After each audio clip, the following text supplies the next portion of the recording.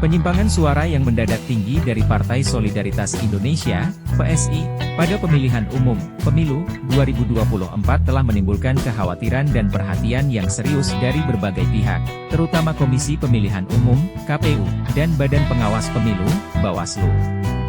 Yunarto Wijaya, Direktur Eksekutif Carta Politika Indonesia, menyoroti lonjakan suara PSI yang dianggap tidak wajar, terutama jika dilihat dari data Sistem Informasi Rekapitulasi, Sirekap, KPU. Lonjakan yang signifikan dalam waktu singkat, seperti yang terjadi pada Jumat, 1 Maret 2024, menimbulkan kecurigaan karena tidak sejalan dengan jumlah pemilih per tempat pemungutan suara, TPS. Toto, yang juga berasal dari Carta Politika Indonesia, meminta agar KPU dan Bawaslu tidak mengabaikan anomali ini dan membuka data C1 dari sejumlah TPS kepada publik untuk dilakukan verifikasi. Meskipun survei yang dilakukan oleh lembaga-lembaga yang kredibel menunjukkan suara PSI di bawah 3%, rekapitulasi KPU menunjukkan lonjakan yang tidak masuk akal.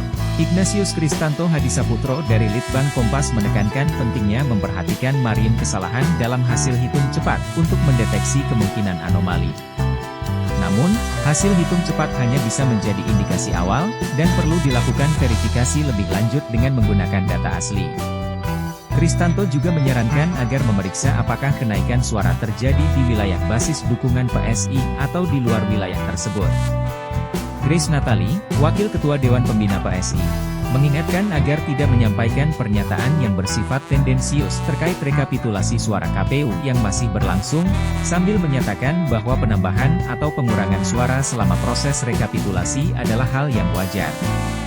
Namun, kecurigaan akan adanya kecurangan bisa berkurang jika kenaikan suara terjadi di wilayah basis partai tersebut.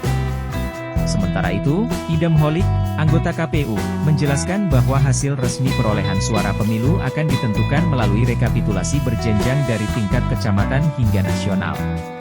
Saat ini, KPU masih menyelesaikan proses rekapitulasi untuk perolehan suara di luar negeri.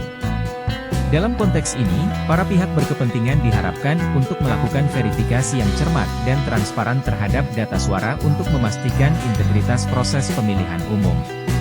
Perhatian khusus juga harus diberikan terhadap segala bentuk anomali atau ketidakwajaran yang mungkin terjadi, demi menjaga kepercayaan publik terhadap demokrasi dan lembaga-lembaga terkait.